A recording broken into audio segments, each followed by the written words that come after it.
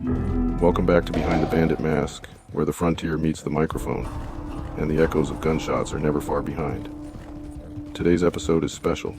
This isn't just another tale of outlaws. It's about a man who's lived more lives than most could dream. A man who's been through hell, survived the chaos of the West, and made more enemies than he'd care to count. His name? John Marston. John, welcome to the show. I gotta ask, what's it like being a guy with a bounty on his head longer than most people have had a career? Well, let me tell you, ain't easy. But then again, when you've been living in the shadows of men like Dutch van der Linde, you kind of get used to it. Well, Arthur, the golden boy of the gang. Funny how everyone thought you were Dutch's favorite. Did that ever get to you? well, hell, when you've got Dutch talking about you like you're the second coming of some kind of outlaw god, it starts to get annoying. Yeah, there are perks to being the golden boy. But what about the darker side of the van der Linde gang?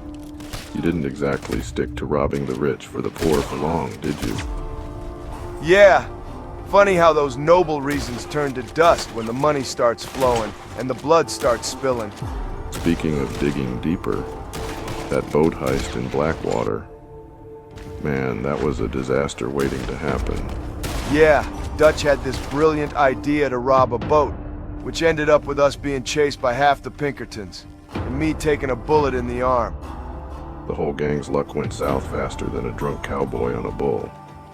Classic John Marston, always in the middle of things, whether you want to be or not. So, let's talk about the mountains, the Colter chapter. You, Micah, and the gang stranded. You get lost. Take us through it, John. What happened? Arm. Well, let's just say, it was colder than a mother-in-law's heart up there.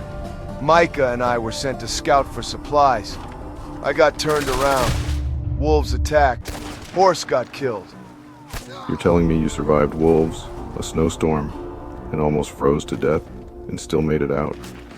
Wild, man. But tell me this. What was it like coming back to camp, patched up and still facing Abigail's angry stare?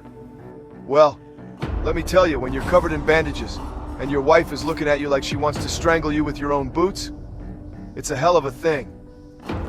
Stubborn, huh? You've survived a lot. But here's the real question.